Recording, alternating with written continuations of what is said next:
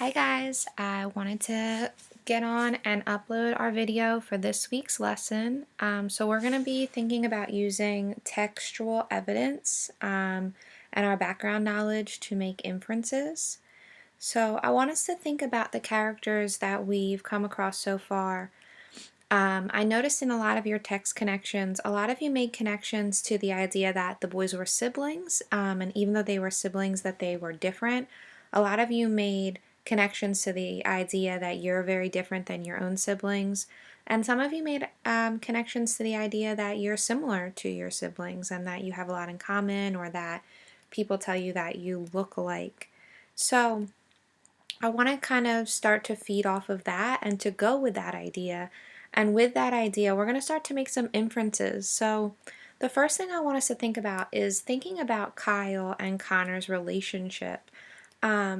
We kind of get the idea that Kyle maybe is envious of his brother, and I say that because of the way he talks about his accomplishments. So we can get the idea that maybe he is a little jealous of his brother's girlfriend, his intelligence, his sports ability.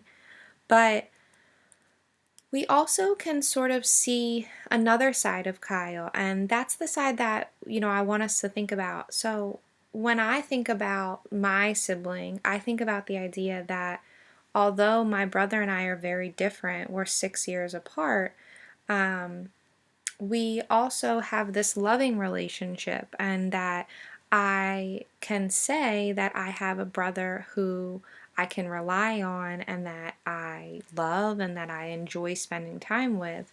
And I think that we could say the same for Kyle. So even though Kyle talks about Connor in this way, that he is envious of him, or maybe it sometimes seems like he doesn't like him, I think there are some other things in the text that could drive us to make the inference that he actually does love him. The way he talks about him, maybe we could actually think about that as admiration instead of jealousy. So today, or this week, I guess I should say, when we're reading, I want us to be thinking about developing inferences. And I'm going to post this on the Google Classroom page so you guys have a reminder. But the first thing we want to do is think about the textual clues. So we notice the clues from the text that the author tells us about the character. And then we think about combining those clues with what we already know about people like this or people in real life. That's our background knowledge. So then we state our idea about the character, which is our inference. So we could say that in the text, Kyle talks about Connor. He talks about how he has this perfect relationship and he has this intelligence where he knows all of the answers and he's very good at sports. And we could say that what we know about people like this is that they might be jealous. And that's a trait that we could say that Kyle has. But we could also say, because they're siblings, we know that this might just be that he really is proud of him. And that's something that we could use our background knowledge about two siblings to say that Kyle's actually proud of Connor, and that would be our inference. So as we're reading, I'm going to read a little bit of chapter 3 to you guys tonight. I want you to think about any other textual evidence that you could think about. So we want to really start to gather some character traits about Kyle and Connor as we're reading so that we can make some determinations about their characters and make some inferences about them. So in chapter 3, it says, "Guess what I heard? It's the voice of Teddy Askew, as if spending the day sitting amongst Connor's adoring fans isn't bad enough. Now I have to put up with the school's biggest jerk. I heard you and your brother were Siamese twins, joined at the head, and when the doctors separated you, they decided to give what there was in your brain to your brother. Teddy doesn't ride the short bus to school, but he can't get it through his head that Connor and I are twins, just born 2 years apart. Somehow, he got the idea that I'm a sophomore while Connor's a senior because I had the cord wrapped around my neck. Lack of oxygen made me delayed. Teddy's a senior, and he and I are in 2 classes together. He's the one who's delayed. He's also the one on probation for vandalism and underage drinking and attempting to grow facial hair like Wolverine from X-Men. You made any summer plans yet? I ask as I push past him, balancing 2 hot dogs and a can of Diet Coke in my hands. I heard there are a lot of unsupervised kiddos at the water park. Teddy's hair framed face reddens and his biceps flex. Is there a problem? Officer Prater, our school's resource officer, is standing right behind Teddy. He's not wearing his uniform or his taser, but at 6.5 feet tall and 300 pounds, he doesn't really need them to be intimidating. Teddy walks away, but not before giving me that "I'll find you later" look. I really hate that this is Connor's last meet, Prater says, running a hand over his shaven head. I've been watching him since middle school. I know what he's thinking. He's thinking that even though Connor's graduating next week, he should be able to come watch me compete in football and basketball and track, but I'm too much of a slacker. I'm too lazy to be all that I can be. He's got a good chance of breaking his record, and I bet it stands a long time, too. Prater looks off at the cloudless May sky like he's savoring this moment, the moment before Connor McAdams cements his place in the history of high school pole vaulting.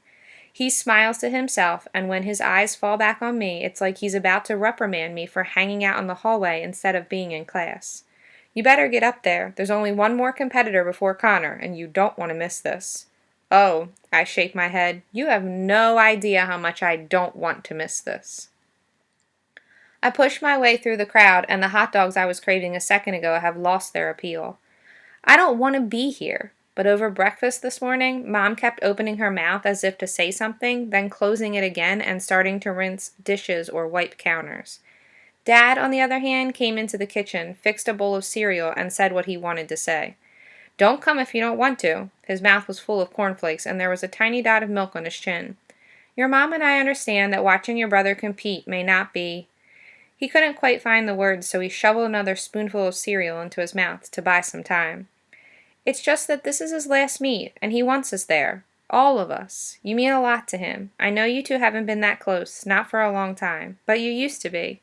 It's probably my fault. Maybe if I'd tried a little harder to get you involved in sports, or maybe a little less hard with him, then that's when I agreed to come to the meet. I hate it when my parents start analyzing the way they may or may not have screwed up their kids. Right or wrong, Dad loves sports and he loves watching Connor. I don't want him to feel guilty for that, and I definitely don't want him to feel like he's a bad father. He's not. Besides, the truth is, what Connor does is pretty cool. I've watched pole vaulting on YouTube, and it's pretty amazing. These guys actually fly. Not for long, but they do fly. And that part where the pole is bending and it looks like it might snap in half and stab them, that's scary as hell. And Connor's not just good at it, he's the best. I go up the 4 steps leading to the bleachers and notice a guy standing next to the chain link fence. He's young, probably in his mid-20s. He's got broad shoulders, definitely the athletic type, and he's taking pictures of Connor. Of course he's taking pictures of Connor. Connor isn't even jumping yet. He's just bending over and touching his toes. But even that's impressive if you're a scout for some big university and you want Connor on your team. The photographer pauses to look at the shots he's taken. He glances up for a second, and when he sees me, he looks uneasy. Then it's like he remembers that somebody told him Connor had a twin, and he nods at me and looks away. Don't worry, buddy. I won't tell him.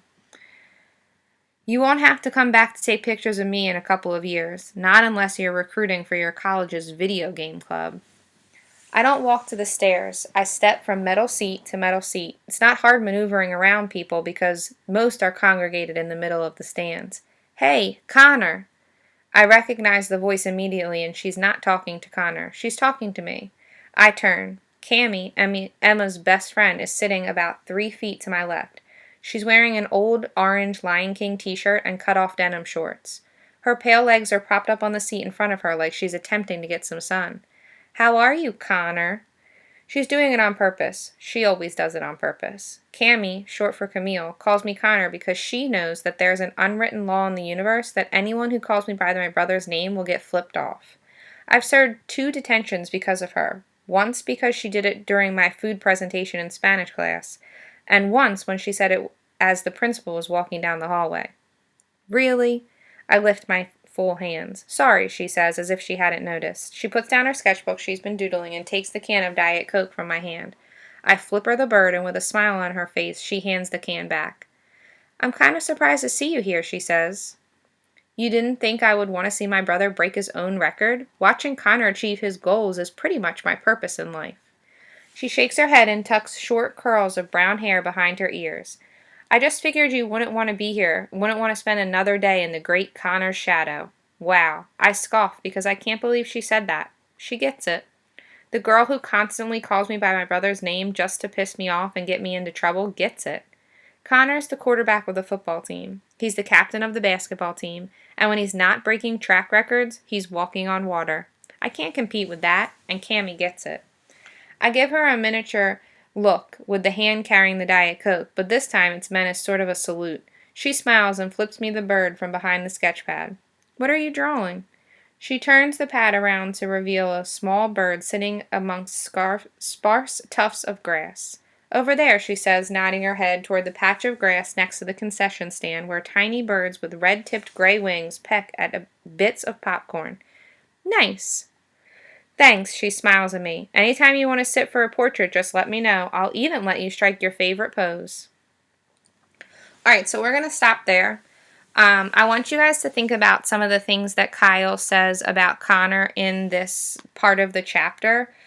He makes some remarks to the security officer about how he doesn't want to miss his brother's event. He has some things to say about being called his brother's name. So I want you to start to make a list of traits about Kyle, and write some text evidence down that helps you explain those traits. And we're really looking at the relationship between Kyle and Connor. So when we meet in our classroom in our Google Hangout on Wednesday, I want you to have some things that you could share that kind of show us who Kyle is and how he feels about his brother. So one more time, we're talking about gathering some evidence about Kyle, some of his character traits, and we're using some textual evidence that we have so far to kind of explain why Kyle or how Kyle is in relationship to his brother. I guess I will see you all on Wednesday, hopefully. Please reach out if you have any questions, and I will talk to you later. Have a great week.